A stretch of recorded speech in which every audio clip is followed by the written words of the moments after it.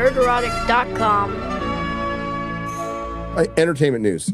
The only thing that's really being talked about a lot is Doctor Who, and it was officially canceled to the surprise of no one yesterday. Russell T. Davies stated a couple of weeks ago that there will be a big announcement with Doctor Who, and I knew this would be the announcement. I knew this was going to be it.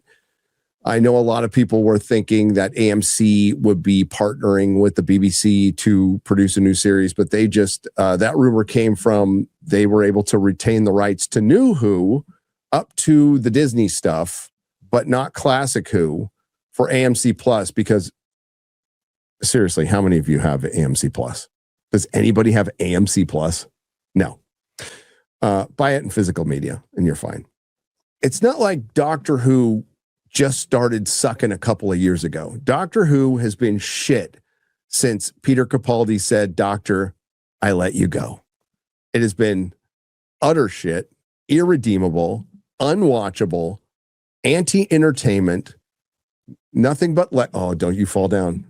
Don't you? I'm looking at Dumbledore right now and he's about to fall down. You stay where you are. Anti-entertainment, message-filled garbage. And I'd also like to point out that the 13th, 14th, 15th, and Fugitive Doctor, the 4 doctors that were introduced since Chibnall took over and since RTD took over for him, all gay. All 4 of them were gay. So the first female doctor they decided to come out with was a lesbian. And remember, the second or third, I think it was the 3rd episode, was Rosa, where a Time Lord with a Karen haircut was instrumental in Rosa Parks' actions on the bus, basically suggesting it, which is the most elitist woke white person thing I could possibly think of. And I said it at the time and it was controversial and it was fucking stupid. But now everybody's coming around going, wow, this is damaged beyond all repair. Yes. Where do you go from here? Do you reboot it? No, because if you reboot it, it'll just be the same bullshit. It'll be the same woke people rebooting with the same woke stories, because the BBC will never fucking change. And if they partner with an American company, that's not going to help. Last time they partnered with an American company, they've done it twice. One time it was actually pretty decent. Didn't go anywhere, but that was the Fox movie special with the 8th Doctor. There were some, the canonical changes there that I didn't like, the Doctor being half human, but best TARDIS console ever. And Paul McGann never got his due. He was a great Doctor. But then the last time was with Disney, and we saw what happened there. So I don't want Americans involved. And I know JMS, J. Michael Straczynski, is out there pining to do it, and some people are for it. I remind you that J. Michael Straczynski, the last prominent thing I remember him doing was damn it, the name just fucking flew right out of my head. Hang on. God, I hate it when that happens. With Wachowski's Sense8. I remembered it right before I did. Sense8. I don't know if you have ever seen Sense8. It's like if the X-Men were really gay and trans, and we got to see Martha Jones peg a dude with a view of Dolores Park in San Francisco. Yeah, that's that Michael J. Straczynski. The same Michael J. Straczynski, I can say it, who wrote Babylon 5, which I love, but he also wrote the comic that killed Spider-Man, One More Day. And I don't care if he says I was doing it on the behest of Joe Quesada. You still wrote it. You could have said no. So that JMS. So no, I don't want JMS touching Doctor Who. Hell no. So what's the future of Doctor Who? Now people are saying, well, it looks like the earliest it'll be is 2028. Some others are going to say it's 5 years. I'm telling you, it's going to be a decade minimum. Nobody wants to pick it. Nobody wants to play the role. Nobody wants to take a chance on putting a bunch of money into it. It is so, and they don't even know where to go. Now, there is an answer how to fix it. There is an easy answer how to fix this. I put it up on Twitter. I said, the easiest fix for Doctor Who is to erase everything post Capaldi. If you want to make it canonical, you can make the 13th, 14th, 15th, and Fugitive Doctor the work of the Valeyard and the Dream Lord. Now, everybody wants to say the Master. That's too on the nose. I would use the Valeyard and the Dream Lord. And access to the Time Lord Matrix, which they did talk about in Timeless Children, and just make it all a dream. Whatever. Or you could just never mention it again and have Peter Capaldi regenerate into Hugh Laurie, give him a smoking hot companion, actual woman, by the way, and go. And I saw another great suggestion. Your first season, no episodes take place in the 20th or 21st century. Or you could do the early 20th century, but no episodes take place in the 21st century. No modern episodes. Time and space. If you're keeping score at home, Doctor Who is canceled pretty much forever. Kurtzman is done with Trek. Once he's done with all his stuff, he'll be out.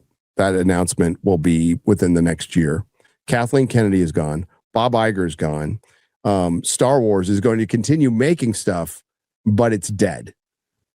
So within the last year and a half, we've had the killing blows of 3 foundational franchises of nerddom. Star Wars, Star Trek, Doctor Who. I just made a video on this about 2 months ago, right?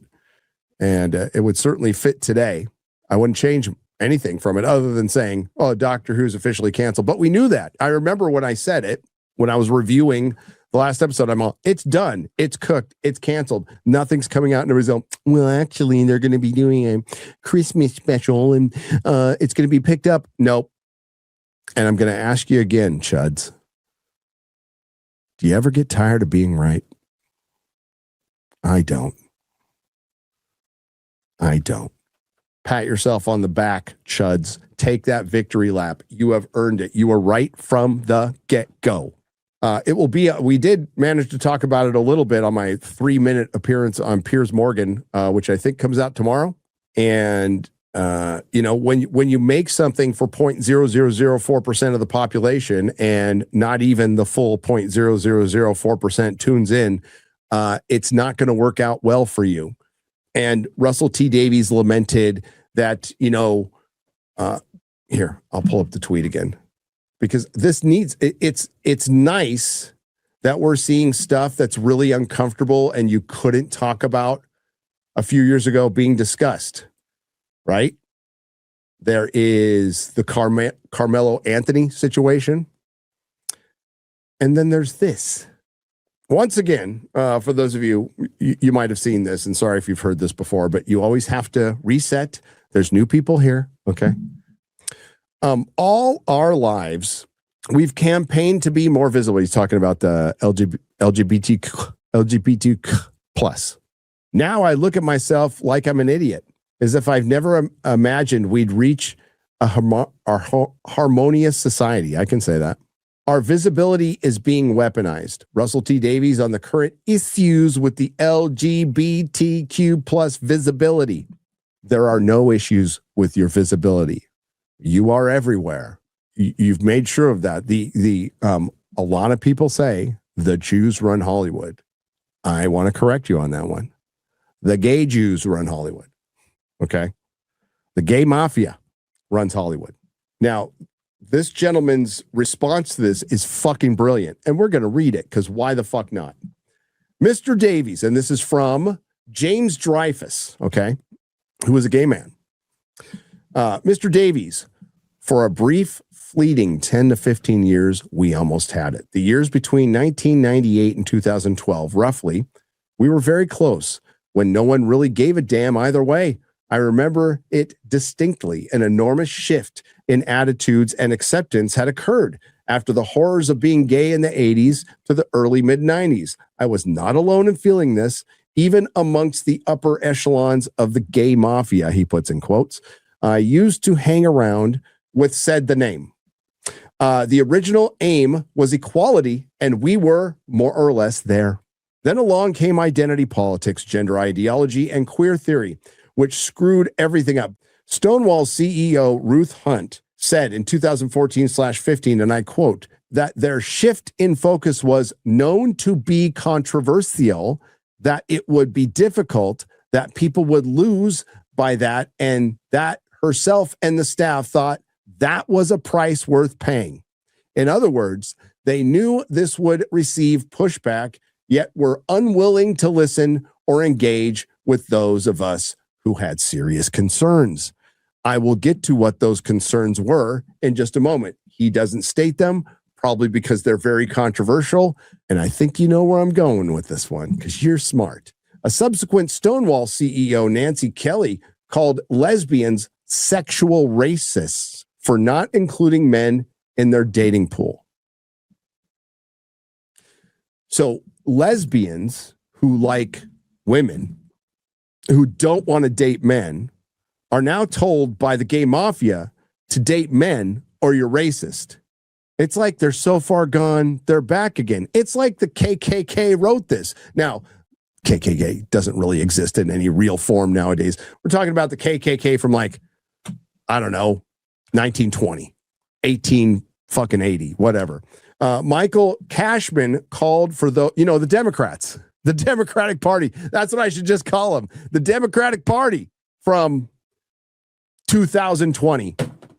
Michael Cashman called for those who had questions, predominantly women, about this shift to be defecated upon, and there was no debate to be had. And now look where we are. Look around at the utter mess we're in. If you're going to look at yourself as an idiot, at least be aware of why you might feel that way and what part you yourself played in it. Russell is not thinking about that. Russell's not wrong about anything. He's a bitter gay man. You cannot cheerlead and encourage an ideology that has caused so much destruction and damage and then pretend to be flummoxed as the reasons why everything has gotten so much worse. Just so we're clear. Well said, James. Well said. And many of us said the T in the LGBTQ plus is doing more damage to your cause than any homophobe or racist could possibly dream of in their wildest dreams. The T has done more damage than anything. The T that Russell, if you recall, originally called out, but then he flipped on that one. Not really sure why, but he called it out. Yes, there was a time where he's like, the T doesn't belong there. The thing is, the not so secret gay agenda that they felt like was going to be uncomfortable and that was going to piss people off, which it did, wanted to keep itself relevant. The problem is that they were becoming completely accepted. Nobody cares. It's where I'm at. If you're an adult, you do whatever the fuck you want. I don't care. I'm not here to tell you what to do. However, if you start going into other areas like children, then I'm going to have a problem. And so is everybody else. If you mind your own business and do what you do as an adult, that's brilliant. Go ahead. I don't care. And that's where they were at. But see, being gay was becoming boring and normal and accepted. And the race hustlers, well, they couldn't have that. They needed to still feel special. They needed to be a protected class.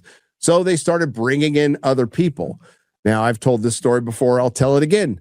In 2004, I went to my one and only Pride Parade in San Francisco because Ian McKellen was going to be the grand poobah. So I'm at the parade and sitting there chilling out. And the first people who roll up on the parade, I shit you not, was NAMBLA. NAMBLA, not Mambla, NAMBLA. What's NAMBLA? North American Boy Love Association or whatever the fuck it was. It was pedos. And I'm like, I'm out of here. Fuck this. If I had shit to throw at him, I would have thrown it at him. I'm like, I'm fucking out of here. And left. Found out later that they were completely accepted in Pride up until I think 2005 or 6, when they realized that they shouldn't be accepted because they're bad for their brand. But there's a lot of people in the community that feel like that they belong there. Good example is California State Senator Scott Wiener. Go look into that guy if you dare. That's what he's talking about. Now, there's the coercion of compelling people to change their speech with pronouns, compelling lesbians to date men when they don't want to. taking up women's spaces, going after J.K. Rowling for simply saying, you know what, it's probably not a good idea to put men in women's prisons or men in bathrooms. And she, she's called the most hateful thing alive. By the way, how's that boycott working out? Your community became a political movement, a Marxist political movement. So it was co-opted.